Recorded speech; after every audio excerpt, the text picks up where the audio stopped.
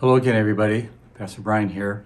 Want to bring you one more, I promise you, before 2021 comes to a conclusion. We're just a couple days away from the first of the year. And sometimes it's this time of year we start looking towards the future again. What's the next year going to bring? And we maybe make resolutions to hopefully improve our lives and to become better people. And yet, when I think about the future, I think what we really need to understand is our future is in the hands of the Lord. And we have a verse inscribed on the cornerstone of our church. The first thing our cornerstone says is that our church was founded in 33 AD. It was founded right after the resurrection of Christ. And the Holy Spirit came and the church was birthed into a whole new dimension with the giving of Holy Spirit. But then on that cornerstone, we tell the year our building was erected. But also on that cornerstone, we have a verse inscribed. And it's really a theme verse for our church. It's been a theme verse for me. And it's found in Jeremiah 29:11. I'm sure you've heard it many times, but I'll read it here today from the NIV. For I know the plans I have for you, declares the Lord. Plans to prosper you and to not harm you. Plans to give you hope and a future. I really like how Eugene Peterson translates this verse where he says it this way: I will show up and take care of you as I promised, and I will bring you back home.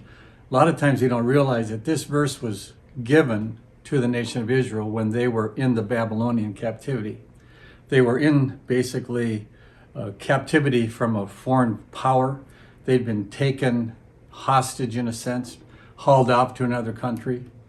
And it would have been real easy for them to think that God had forsaken them and abandoned them and forgotten about them. God was angry with them.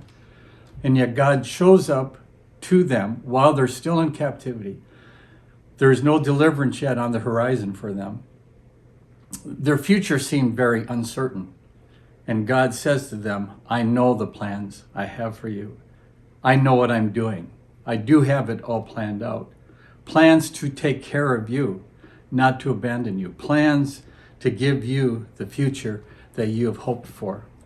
And so today I just want to encourage you that 2021 might have been a hard year. It certainly was a challenging year for Jackie and I, not only on a personal level, but on a ministry level. Many changes, a lot of loss of life, and all those things impact us. Even one of my sons said to us recently, this last year has been really hard on you. And yet, I believe in the future that God has for us. I believe there's something to really be hoped for. I want to read one more verse to you. It's found in the book of Psalms.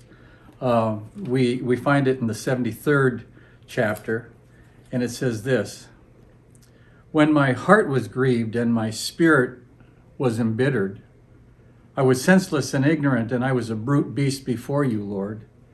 Yet I'm always with you. You hold me by my right hand. You guide me with your counsel, and afterward you take me into your glory. And the Message Bible translates it this way: When I was beleaguered and bitter, I was totally consumed with my situation and my problems. And isn't it that easy to have said that of us this year? Just being so consumed with all of the challenges and all the changes and all the ways we've had to pivot in many respects to survive. And yet the psalmist says this, and this is where this phrase dumber than an ox comes from. But he says, I was totally ignorant. I was a dumb ox in your very presence.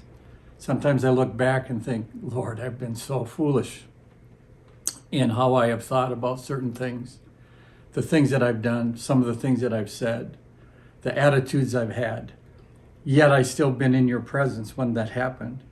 And he goes on to say, I'm still in your presence, and you've taken my hand, and you've wisely and tenderly led me or lead me. And then you also bless me. You know, sometimes we've made mistakes, maybe even this past year we've made mistakes. But that's why hope is such an important thing for tomorrow and the future. And so I encourage you today, put your hope in the Lord. Know that even if you, like me, have been dumber than an ox in some situations, foolish beyond measure, God's presence is still with us. And he says to us, and I'll read it again, I'm still in your presence, and you've taken me by my hand. God hasn't cast us out when we have been that proverbial dumber than an ox. God hasn't rejected us, but rather he said, come to me, fix your eyes on me, place your hope in me, and your future will be secure. Because I have the plans already laid out for you, and I know what those plans are. Plans to give you a future and a hope. So today, let's be encouraged and let's anticipate a wonderful 2022.